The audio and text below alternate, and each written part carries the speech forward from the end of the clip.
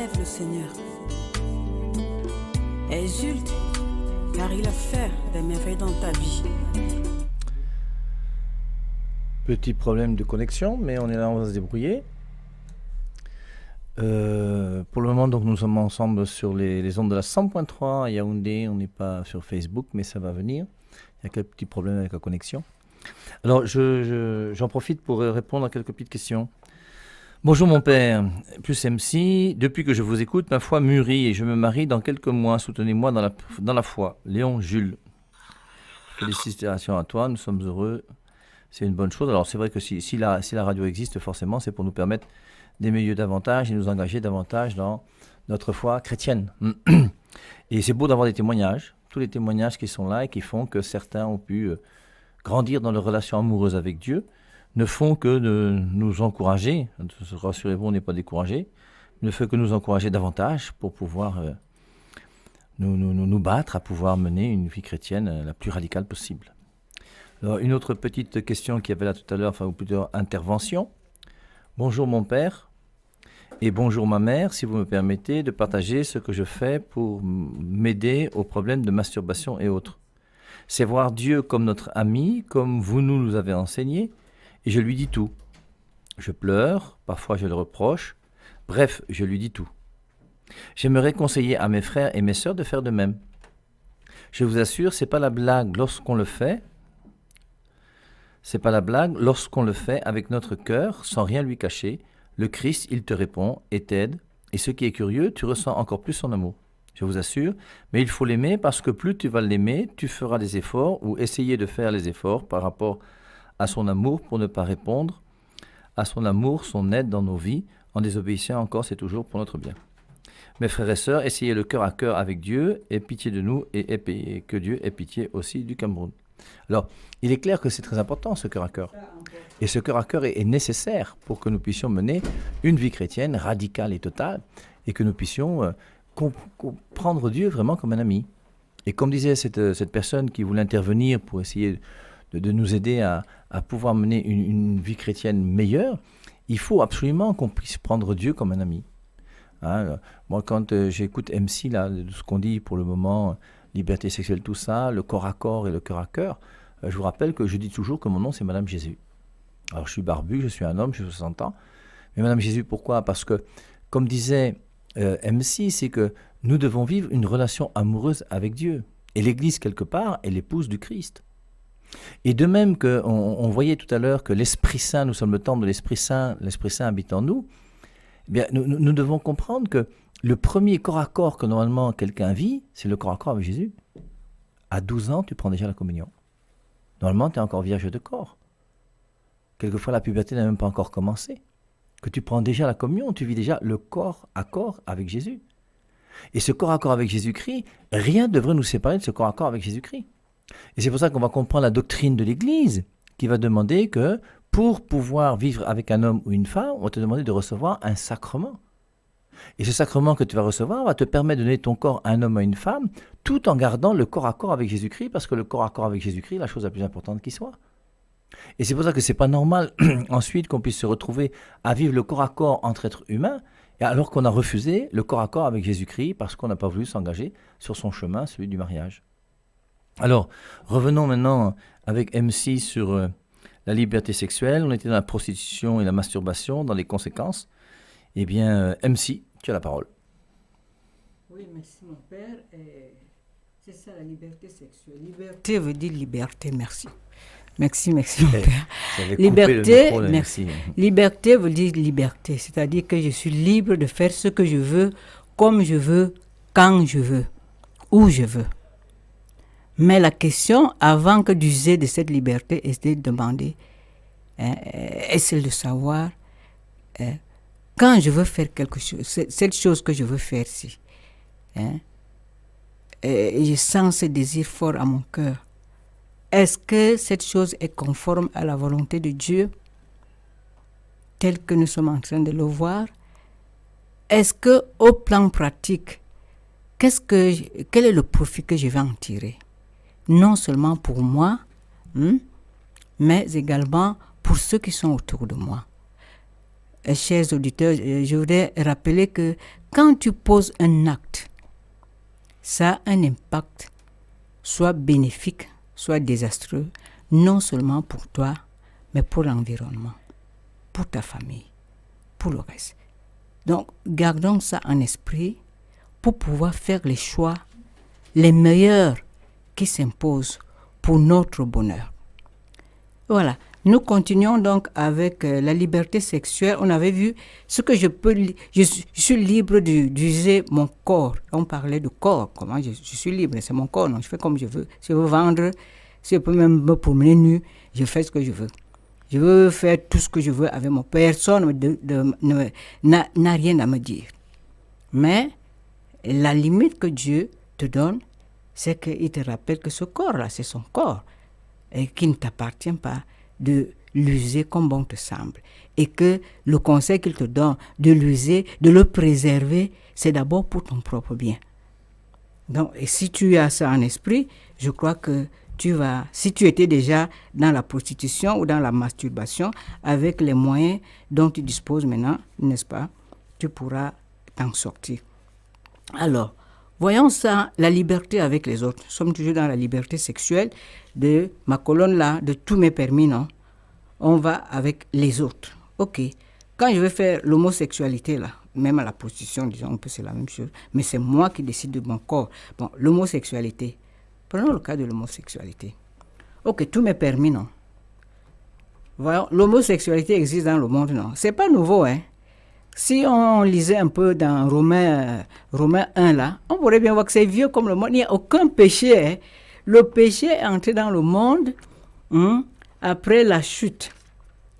C'est pour cela que quand nous avons parlé ici de la soumission et l'aide et tout, nous sommes remontés à la Genèse pour voir ce qui s'est passé et les conséquences. Parce que quand on a ça en mémoire, en esprit, on peut mieux comprendre. Parce que c'est pas on ne rit pas. Hein?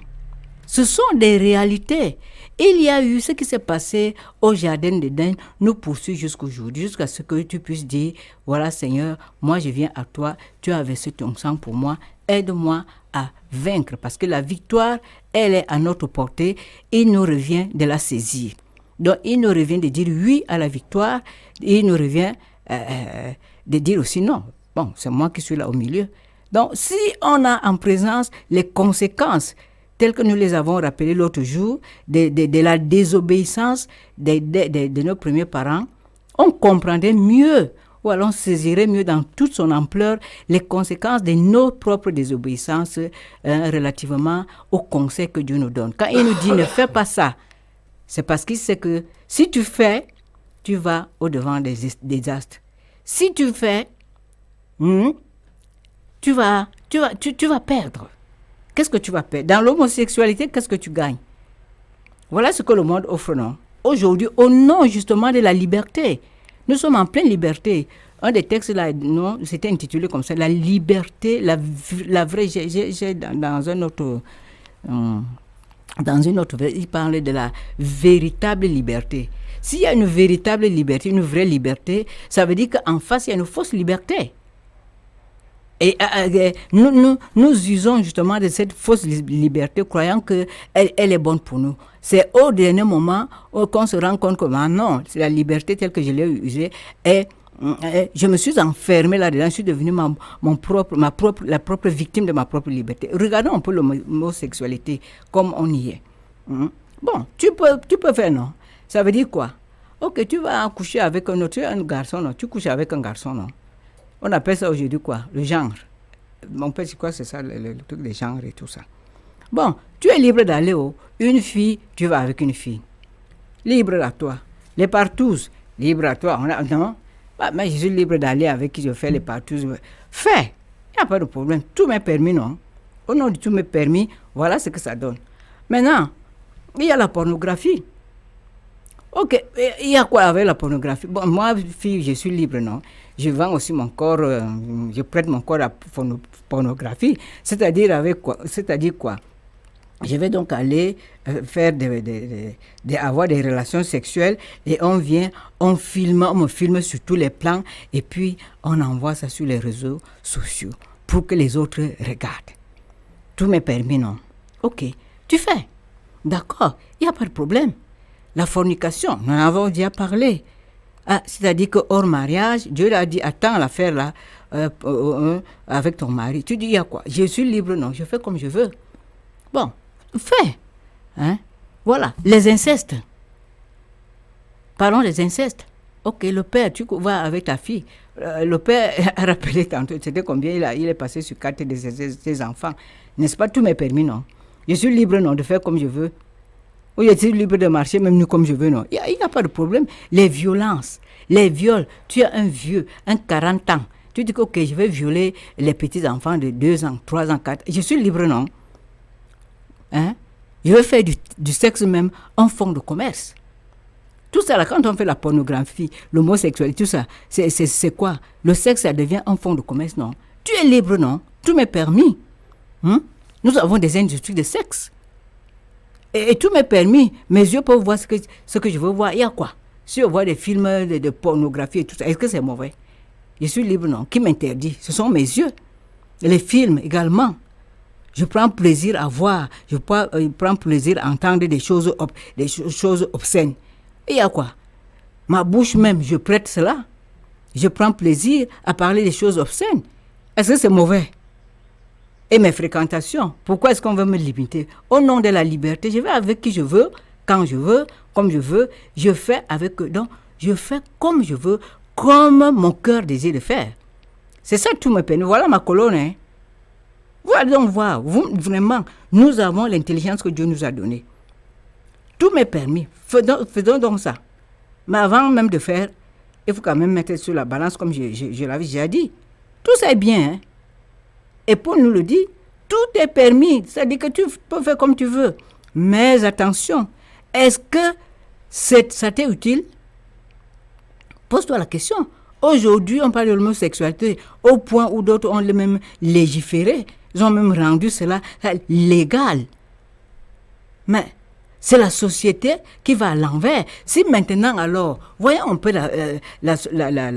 l'homosexualité, les conséquences de l'homosexualité. Je vais d'abord prendre au plan social.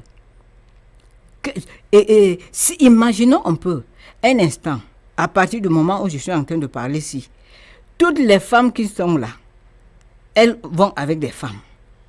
Tous les hommes vont avec des hommes. Qu'est-ce qui va se passer, mon père? À partir du moment où je parle ici, non, tout le monde devient homosexuel. Infécondité, plus d'enfants. C'est bien, non? Au nom de la liberté, non? Voilà. Hein? On a même autre chose qui a commencé. Les transsexuels. Bon, au nom de ma liberté, ma propre liberté, juge de ma liberté comme je veux, non? Alors, je vais changer de sexe, non? Donc, Dieu m'a fait homme. Moi, j'ai dit, Dieu, toi-même, moi, je ne voulais pas ça. Moi, je voulais être femme. Je vais donc. Tu penses que tu es bien, donc tu seras bien dans ta peau. Tu te trompes. Tu ne seras jamais bien dans ta peau. Même homosexuel, tu ne seras jamais bien dans ta peau. Je ne parle pas de la personne du péché. Non, non, non, non. Parce que c'est ça qu'on a fait dernièrement avec le pape. On a distordu son discours. On a même prostitué, j'appelle ça on a prostitué son discours. Quand il a dit que lui, il est qui pour juger l'homme, c'est-à-dire que la personne homosexuelle, non pas l'homosexualité, en tant que péché. On a dit, oh non, non, non. Moi, je ne suis pas en train de parler de la personne, per carita, comme on dit. C'est comme ça qu'on dit en italien, per carita. Non, non, non, ce n'est pas ça. Ne dites pas que, ne me prêtez pas ce que j'ai, les intentions qui sont loin d'être les mêmes. Non, Dieu aime tout pécheur, quel que soit ce que tu es. Que tu sois homosexuel, que tu sois prostitué, que tu sois qui. Non, Dieu ne regarde pas ça. Dieu aime tout le monde. Mais c'est le péché qui est un problème parce que ça lui a coûté son fils. Et le péché, c'est un problème dans nos vies. Et le péché vient de ce que le monde qui est là nous offre comme valeur qui s'oppose aux valeurs de Dieu. C'est ça le problème. Et je suis au milieu. Dieu me propose une voie. Le monde me propose une autre. Voilà la voie du monde. L'homosexualité, tu es libre, non? À quoi ça va te servir? Qu'est-ce que tu gagnes dans l'homosexualité? Mettons sur la balance. Qu'est-ce que tu gagnes personnellement, toi-même, à aller, n'est-ce pas? Toi, jeune homme, qu'est-ce que tu gagnes? L'argent? Parce que c'est devenu maintenant même une conditionnalité. Pour que tu aies quelque chose aujourd'hui, on va te dire, fais ça. Et tu acceptes. Au bout du compte, tu es heureux. Tu ne peux pas être heureux. C'est pas possible. Si tu es dans cette situation, rien n'est perdu. Vois les conséquences. Parce que c'est ce que Dieu dit. Il n'est pas bon. Et dans Romains, les hommes se sont enflammés, non, les uns et les autres, commettant des choses qu'on ne devrait même pas nommer.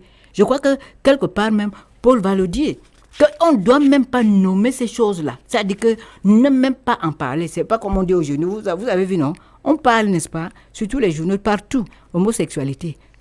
C'est plus devenu, c'est-à-dire, on a banalisé le mal. Et comme nous sommes là-dedans, le jeune homme que tu es, que j'étais aussi hier, la jeune fille, tu crois que c'est la norme des choses et tu vas là-dedans. À tes risques, il faut d'abord bien mesurer les conséquences. Et les conséquences spirituelles. Mais tu romps la communion avec Dieu si tu es enfant de Dieu. Je ne sais même pas comment ça va venir que tu es enfant de Dieu et que tu acceptes d'aller chez quelqu'un d'autre, avec un autre du même sexe. C'est que nous sommes devenus pires que des animaux. C'est-à-dire, on est devenu des sous-animaux. Il y a un qui disait avec la théorie de l'évolution, nous venons des animaux. Mais ici, là, on est même sous. C'est-à-dire qu'on est pire que l'animal. Et on s'en vante. En plus, on s'en vante. Il faut y réfléchir avant. Quand tu vas faire donc un commerce, hein, tu t'en vantes, tu prends plaisir et tu transmets ça aux autres, tu communiques aux autres. Hein. Ceux qui gardent leur virginité disent que non, c'est pas bon, ne garde pas, fais comme moi. Voilà, tu deviens un agent de mort. Il faut bien mesurer ça. Il faut mettre ça sur la balance. Qu'est-ce que tu choisis? Tu vas choisir de te mettre contre Dieu, être son ennemi, provoquer sa colère. Voilà, donc je voulais qu'on s'appesantisse parce que quand on voit les choses qui se passent dans le monde là, il ne faut pas seulement embrasser ça comme ça. Prends quand même du temps. Ne dis pas que non, les autres font. Moi, oui, pourquoi est-ce que moi je ne ferais pas? Non, tu as l'intelligence, tu as la volonté. Il s'agit d'un conflit de volonté. Et c'est ça qui s'est passé au jardin d'Éden. Il y a eu la volonté de Dieu et il y a eu la volonté de l'homme. Et quand la volonté de l'homme a prévalu sur la volonté de Dieu, il y a eu désastre. Tout le monde est entré dans les ténèbres. Prenons le cas maintenant de la fornication. Comme on s'amuse là avec les jeux là, les petits enfants. 11 ans, tu vas te retrouver comment? Tu es adolescente, 11 ans. Tu as déjà les menstrues, tu vas avec ton camarade. Tu es déjà mère à 11 ans. Il y en a beaucoup, hein. Mère à 11 ans. La conséquence de ça, c'est quoi? C'est que toi-même, tu es encore à l'âge où ton corps est en train de se former. Tu n'es pas prête pour la maternité. Que déjà, tu es enfant, un enfant accouche un enfant, comme on dit sinon. Parce que c'est vrai, tu es encore enfant. Et tu as vu, tu as parti t'amuser, parce que tu n'as pas suivi les conseils même que ta maman te donne, que attention, voilà ce qui peut arriver là-bas. Tu lui as dit, et quand ça arrive, tu es la première personne, ça va être comme Adam et Ève.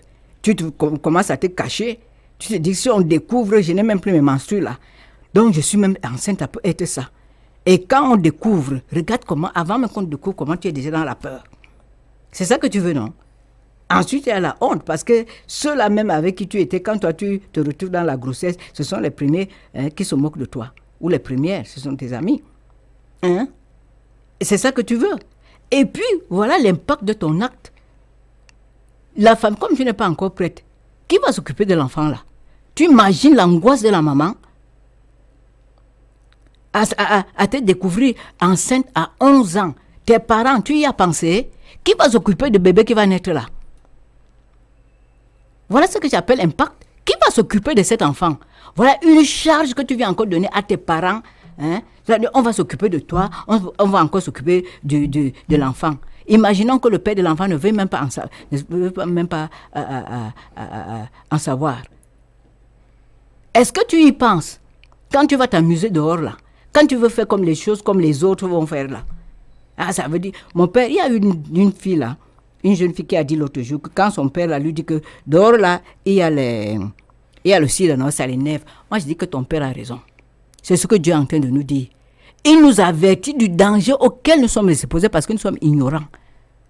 Parce qu'il sait que l'influence du monde, de nos amis, nos camarades, hein, surtout quand elle même sait que tu es même vierge, maintenant elle se dit qu'elle va conserver sa virginité, moi aussi elle va faire comme moi. Oui, il faut qu'on te dise quel danger auquel il faut qu'on te prévienne. Il y a le sida dehors, non? Et si maintenant tu apportes le sida à la maison, imagine un peu. Parce que vous oubliez souvent que les enfants que nous on est aujourd'hui, demain nous serons parents. Quand toi tu seras donc parent, tu vas dire, comme je conseillais à une de mes petites là, dernièrement, écoute, toi tu es fille, non? Suppose maintenant tu as une fille, elle est déjà grande. Elle te dit, maman, moi je vais te présenter ma fiancée. Ok, tu attends, tel jour, la fiancée, on attend la fiancée. Ça veut dire que elle a sa fille, hein, et sa fille lui parle de son fiancé, je m'excuse autant pour moi. On attend. Voilà que la fille a dit, le moment arrivé, la maman a déjà même tout préparé, elle est contente de connaître la fiancée, le fiancé de sa fille. Toc, toc, toc. Voilà, elle connaît sa fille avec une autre fille. Bon, on attend le fiancé, non? Hein, mon père? Mais c'est les coups de comment là? Le fiancé là, et parle-moi à haute voix. Mais tu disais là que le fiancé, non? Maman, mais mon fiancé est là. Quoi? Ton fiancé, c'est qui? Donc, elle ne voit pas un homme à côté, non, mon père? Cher auditeur, elle ne voit pas un homme, la mère ne voit pas. Donc, le fiancé là, c'est une autre fille. Dites-moi vous-même, jeune, toi qui m'écoutes aujourd'hui, qui sera parent demain, comment tu vas réagir? Que ta fille vient te présenter son fiancé qui est une femme. Comment tu vas faire? Je te pose la question. Si tu vas embraser l'homosexualité, et comment tu vas faire si jeune avoir un enfant? Tu y as pensé? Comment tu vas faire à livrer ton corps pour la pornographie? En Italie, dernièrement, il y a eu un cas, je crois que même ici. C'est-à-dire que des enfants qui ont été comme ça, des petits enfants, hein, je crois l'âge de 12-13 ans, des adolescents, ils ont été faire des partous aussi. Et c'est passé aussi sur les réseaux sociaux. Et elle s'est rendue compte parce qu'apparemment dans le groupe, ils n'avaient pas décidé d'envoyer ça, de balancer ça sur les réseaux sociaux, non. Et l'une des filles du groupe, non, s'en rend compte et ça lui a fait la honte. Ça lui a fait la honte, elle a commencé donc à pleurer à la maison, ça n'allait pas. Sa mère lui dit que mais qu'est-ce qu'elle s'en rend compte, qu'est-ce qui se passe? Bon, elle était obligée de dire la vérité. Là, c'est encore chez les Blancs, et c'est quelque chose là, dans les affaires de, je crois, janvier dernier. Et vous voyez un peu jusqu'où? Et par la suite, la fille va se suicider. Je ne raconte pas des histoires, parce qu'on peut venir sur l'histoire des choses. Moi, tout ce qu'on dit, je ne prends pas ça, je prends dans mon expérience directe. Et la petite fille s'est suicidée parce qu'elle n'a pas supporté. Vous voyez, ce qui s'est fait dans le secret. Et, au nom de la liberté, elle a suivi, elle a fait ce qu'on appelle le suivisme, non? Elle est partie comme les autres. Voilà ce qu'on fait, non? Les partous, même ici au Cameroun, il y en a déjà. Nous avons encore en mémoire l'actualité irrélative. Ce qui s'est passé récemment, qui a fait aussi le tour des réseaux sociaux, qui a même donné lieu à tant de débats sur les antennes de communication. Parce que on ne sait pas à quoi on se livre. C'est pourquoi le Seigneur dit, attention, voilà les conséquences. Ça peut donner lieu, la mort, hein. Cette petite fille de 13 ans est morte. Pourquoi? Voilà le monde. Mon père, voilà, mesurons d'abord ça et faisons ce que le Seigneur nous demande, suivant les voies du Seigneur, que nous avons rappelé, que nous ne cessons de rappeler d'ailleurs. Mon père? Oui. Alors, je crois, je fais un petit résumé, non? Mais nous sommes dans Galates chapitre 5, verset 19. On est dans l'inconduite ou la liberté sexuelle. Et c'est important, vous voyez, qu'on puisse réfléchir sur... Alors, on a vu 1 Corinthiens 6. Nous sommes le temple du Saint-Esprit. Et étant temple du Saint-Esprit, est-ce que nous voulons vraiment continuer à pouvoir, avec notre corps, glorifier Dieu? MC, pendant qu'on prenait le petit déjeuner tout à l'heure, elle m'a cité Jean 4, 34, parce qu'elle connaît quand même beaucoup la Bible. Jean 4, 34 qui dit « J'ai une nourriture autre que la vôtre, c'est de faire la volonté de mon Père ». Et est-ce que nous cherchons à faire la volonté du Père? Et moi je mets ça en lien toujours avec Hébreux chapitre 10, versets 5 à 7. « Tu m'as fait un corps Seigneur pour faire ta volonté. Et mon corps m'est donné pour faire la volonté de Dieu. » Alors maintenant, à moi de voir qu'est-ce que je veux exactement faire de ma vie. Hein, j'ai le choix, vous avez le choix, vous qui m'écoutez, de rester vierge jusqu'au jour du mariage chrétien ou pas. Si déjà vous avez forniqué, que vous êtes trompé, vous avez pris le même chemin, tu peux toujours revenir simplement. Moi, je suis heureux d'apprendre aussi que les gens qui écoutent à 100.3 commencent à barrer leur deuxième bureau. On a eu le témoignage tout à l'heure d'un monsieur qu'on vient de lire là, qui va se marier dans quelques temps et qui dit qu'en écoutant à 100.3, il a progressé dans sa foi et il est heureux de se marier d'ici quelques semaines. Et c'est beau qu'on puisse s'engager. Et le but, c'est ça, c'est que chacun d'entre nous, nous puissions trouver réellement notre bonheur. Une chose qui est sûre, vous voyez, c'est que la seule chose importante, c'est que chacun d'entre nous, pendant le peu de temps qui nous reste à passer sur Terre, que nous puissions le passer sous le regard de Dieu pour connaître le bonheur. Tout le reste, ça ne sert pas à grand-chose. Alors maintenant, c'est vrai que par rapport aux jeunes, toutes ces histoires de partouzes, parce qu'au moment ça devient fatigant, puisqu'on a l'impression qu'il y a des partouzes un peu partout, hein, ça, de plus en plus c'est fréquent, mais il faut maintenant, moi je vous ai dit, vous les jeunes, hein, votre plus grand défaut, c'est que les jeunes, ce sont des lâches. Pourquoi? Parce que ton père et ta mère t'ont donné une bonne éducation, et maintenant tu marches avec des gens à qui tu veux faire plaisir. Et quand tu choisis mal tes amis, tu vas essayer de faire plaisir à des gens qui vivent mal. Et c'est comme ça qu'on va te tromper. Donc au bout d'un moment, il faut que chacun d'entre nous, nous soyons capables de nous engager. Et pour revenir à la question qui a été posée par cette personne qui disait qu'elle prend l'Eucharistie, et après avoir pris l'Eucharistie, elle s'aperçoit quand même qu'elle a toujours des tentations, que la vie est difficile.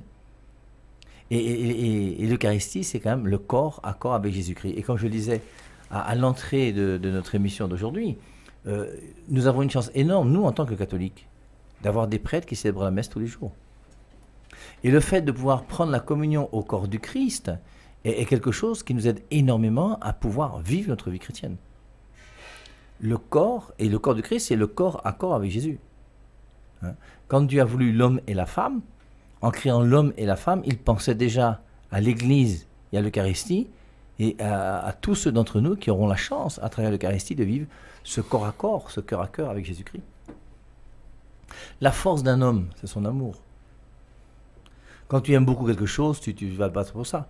Moi, j'aime beaucoup le tennis. Je vais au tennis 3 fois par semaine. Si j'aimais le foot, je ferais du foot. Si c'est ton épouse que tu aimes, tu vas te battre pour ton épouse, tes enfants. Et notre amour est important. Et est-ce que nous avons réellement l'amour du Christ? Est-ce que nous voulons suivre le Christ avec sa parole pour faire sa volonté? Ou est-ce que nous nous laissons détourner par des gens qui, malheureusement, nous amènent sur un chemin de malheur? Et je terminerai avec Jérémie 17,5. « Maudit soit l'homme qui met sa confiance dans un mortel qui le détourne de Dieu. » Si tu mets ta confiance dans un mortel qui te détourne de Dieu, un mortel c'est un homme. Si tu mets ta confiance dans un homme qui te détourne de Dieu, toi tu sais qu'il faut rester vierge jusqu'au jour du mariage.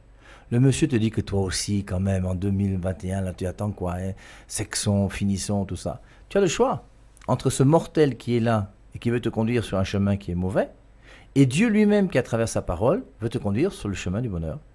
Jérémie 17,5, maudit soit l'homme qui met sa confiance dans un mortel qui le détourne de Dieu.